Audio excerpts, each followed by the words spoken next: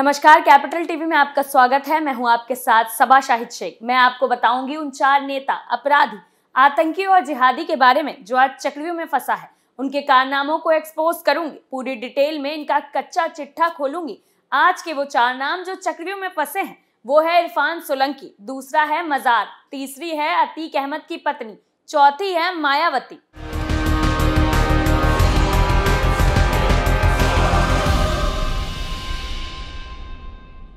सबसे पहले बात सपा विधायक इरफान सोलंकी की। समाजवादी पार्टी के विधायक इरफान सोलंकी की मुश्किलें लगातार बढ़ती जा रही है।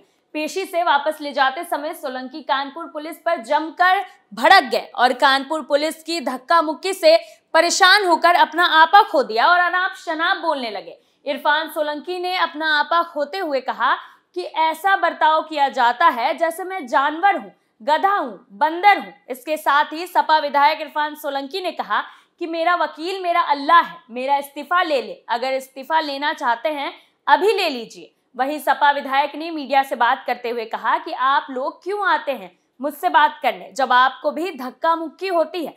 दरअसल सपा विधायक इरफान सोलंकी के आधार कार्ड मामले में 20 मार्च को सुनवाई होगी और आगजनी वाले मामले में कोर्ट ने 25 मार्च की तारीख दी है। वहीं इरफान की 29 मार्च तक कोर्ट ने कस्टडी बढ़ा दी है। सपा विधायक को पेशी के लिए महाराजगंज जेल से कानपुर कोर्ट लाया गया था। पिछली तारीख में सपा विधायक इरफान सोलंकी की आगजनी मामले में निचली अदालत में दाखिल रिवीजन अर्जी खारिज की गई थी। इस दौरान सरकारी वकील ने कोर्ट में कहा था कि निचली अदालत के आदेश के खिलाफ उसी वक्त रिवीजन अर्जी दाखिल करनी चाहिए थी। इस आधार पर जिला जज संदीप जैन ने इरफान की याचिका खारिज की थी।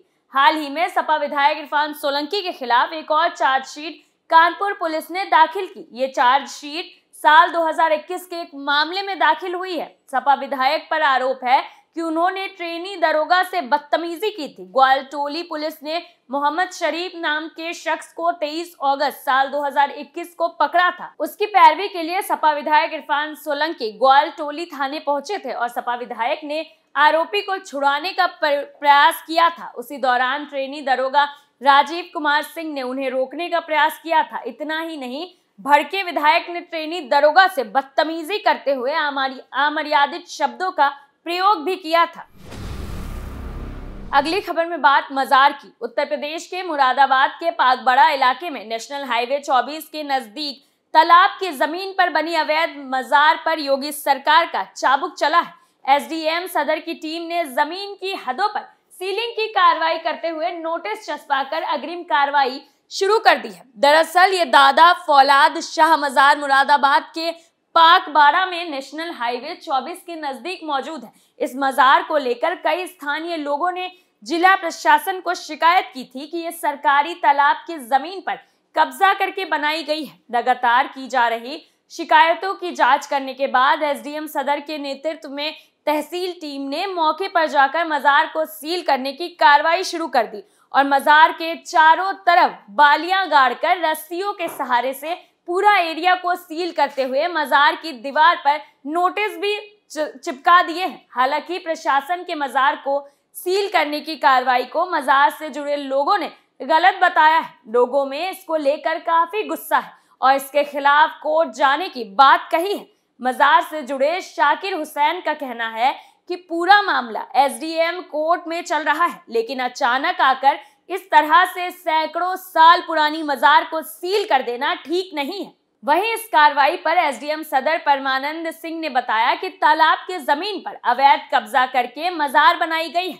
जमीन पर सीलिंग की कार्रवाई की गई और ध्वस्तीकरण की कार्रवाई प्रस्तावित है। एसडीएम सदर परमानंद सिंह ने जानकारी देते हुए बताया कि तालाब की जमीन पर दरगाह का निर्माण किया गया था, जिसको लेकर पूरा मामला एसडीएम कोर्ट में विचाराधीन था, जिसमें न्यायालय के आदेश पर कई बार खाली करने के नोटिस भी दिए गए थे। लेकिन सरकारी तालाब की जमीन पर निर्माण के मामले में प्रशासन की टीम ने मौके पर पहुंचकर सील करने की कार्रवाई को अंजाम दिया। प्रशासन की टीम ने मौके पर पहुंचकर स्ट्रक्चर को सील कर दिया और पूरे प्रकरण में वैधानिक कार्रवाई को अंजाम देते हुए नोटिस सौंपा है। इसके साथ ही तालाब की जमीन पर निर्माण करने के मामले में पेनल्टी भी डाली गई है। तीसरी खबर में बात अतीक अहमद की पत्नी शाइस्ता की। उमेश पाल हत्याकांड में अहम आरोपी और बाहुबली अतीक अहमद की पत्नी शाइस्ता की लोकेशन पुलिस को मिली है। पुलिस ने शाइस्ता की लोकेशन कॉल डिटेल के माध्यम से निकाली है। लोकेशन मिलने के साथ ही पुलिस का विशेष दस्ता मौके पर रवाना हो गया है। पुलिस कई दिन से इस वारदात में शामिल आरोपियों के मोबाइल फोन की सीडीआर पर काम कर रही है। इसी सिलसिले में पुलिस वारदात से जुड़े कई लोगों के मोबाइल फोन का डायवर्जन भी सुन रही है। दरअसल वारदात से जुड़े हर एक व्यक्ति के मोबाइल फोन को सर्विलांस पर रखा गया है। इसी बीच अतीक अहमद की पत्नी शाइस्ता के मोबाइल फोन का लोकेशन मिला है। पुलिस अधिकारियों के मुताबिक शाइस्ता के अलावा उसके संपर्क में रहने वाली कई महिलाओं और अन्य लोगों के भी सीडीआर निकाले गए। बता दें कि इस वारदात के शूटर समेत अन्य आरोपी अभी तक फरार हैं, जबकि पुलिस और एसटीएफ की टीमें हत्या आरोपियों और वारदात से जुड़े लोगों की तलाश में अब तक 12 राज्यों के 650 ठिकानों पर छापेमारी कर चुकी है। बताया जा रहा है कि वारदात के बाद अतीक का बेटा और कुछ शूटर नेपाल भाग गए हैं, वहीं कुछ के पश्चिमी उत्तर प्रदेश में कहीं छिपे होने की आशंका है। चौथी खबर में बात मायावती की। लोकसभा चुनाव को धार देने के लिए सभी पार्टियों ने जमकर तैयारियां शुरू कर दी है। वहीं लोकसभा और उत्तर प्रदेश निकाय चुनाव से पहले बहुजन समाज पार्टी सुप्रीमो मायावती ने ट्वीट करते हुए पार्टी में हैरानी करने वाले बदलाव किए। मायावती ने ट्वीट कर लिखा है कि बीएसपी के जरिए पार्टी के मीडिया सेल का पूर्ण गठन प्रस्तावित है। इस परिस्थिति में नई मीडिया सेल का गठन होने तक अब कोई पार्टी का प्रवक्ता नहीं है। अतः धर्मवीर चौधरी सहित पार्टी के जो भी लोग मीडिया में अगर अपनी बात रखते हैं तो वो उनकी निजी राय होगी। अतः धर्मवीर चौधरी सहित पार्टी के जो भी लोग मीडिया में अगर अपनी बात रखते हैं तो वो उनकी निजी राय होगी, पार्टी का अधिकृत वक्तव्य नहीं। दरअसल हाल ही में बीएसपी के राष्ट्रीय प्रवक्ता धर्मवीर चौधरी ने माफिया अतीक अहमद के परिवार का बचाव करते हुए सीबीआई जांच की मांग को लेकर ट्वीट किया था। बीएसपी नेता धर्मवीर चौधरी ने ट्वीट कर लिखा था कि उमेश पाल हत्याकांड में बीएसपी नेता शाइस्ता परवीन सीबीआई जांच की मांग कर रही है, तो सरकार को न्याय हित में सीबीआई जांच करानी चाहिए, जिससे सरकार भाग रही है। बीएसपी नेता के इस बयान को लेकर पार्टी पर कई सवाल खड़े हुए थे, जिसे देखते हुए मायावती चुनाव को लेकर कोई रिस्क नहीं लेना चाहती है, इसलिए उन्होंने सीएम योगी के सामने सरेंडर कर दिया। आखिर सीएम योगी ने खुद ये ऐलान किया है कि माफियाओं को मिट्टी में मिला देंगे, तो जाहिर सी बात है माफियाओं का साथ देने वालों को भी बख्शा नहीं जाएगा। फिलहाल के लिए चक्रव्यूह में मेरे साथ इतना ही।